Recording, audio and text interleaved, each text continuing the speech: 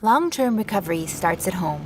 The Home and Community-Based Services Adult Mental Health Program, or HCBS-AMH, was developed with that in mind. HCBS-AMH is the first Texas Medicaid program designed specifically to support adults with serious mental illness.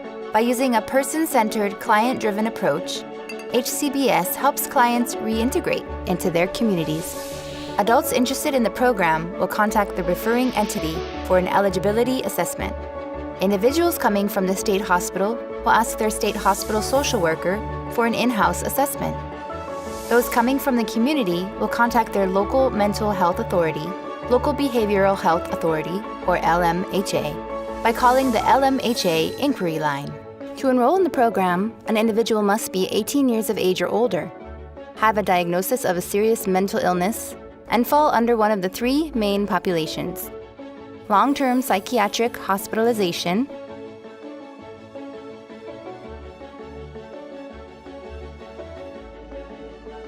jail diversion,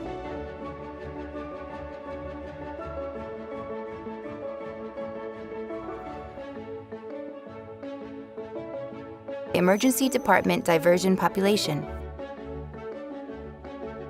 In addition, a participant cannot be enrolled in another waiver program. We're going to follow Roger, who has visited the emergency room 20 times in the past 3 years for a variety of physical and mental health-related concerns.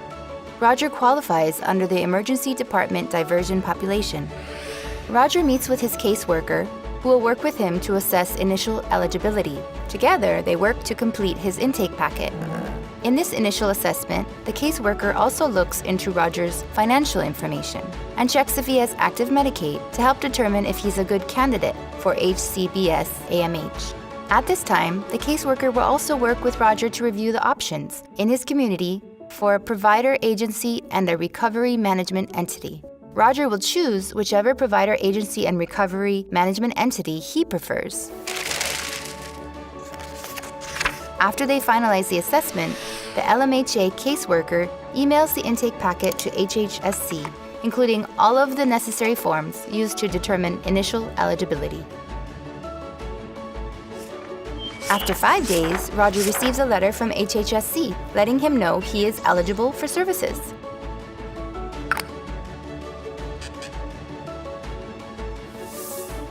Roger is told that his chosen recovery manager will contact him within 14 days.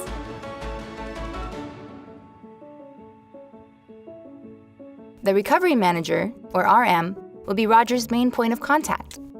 Roger works with his RM and the provider agency, or PA, and anyone else he wants to have involved to develop his individual recovery plan, or IRP.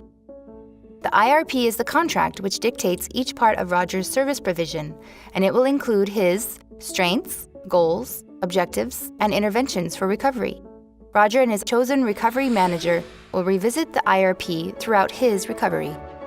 Roger has a choice of 16 services to include in his IRP. He identifies counseling, nursing, peer support, employment support, and supported home living services as necessary for his success.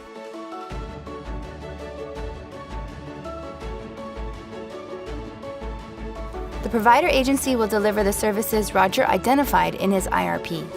Each provider agency must be able to offer the full array of 16 services. If not in-house, then by subcontracting with an outside agency. Roger can also continue to receive services for as long as he has a clear clinical need for services. Throughout his recovery plan, both the recovery manager, provider agency, and the local mental health authority will collaborate to ensure that Roger is receiving the care he desires. Also, Roger will have an opportunity to update his IRP as his goals change, and his RM will remain an advocate and ally for him in the process, ensuring that communication and service provision are running smoothly. Thanks to Roger's hard work and the support of his HCBS-AMH team, Roger is able to thrive in his community.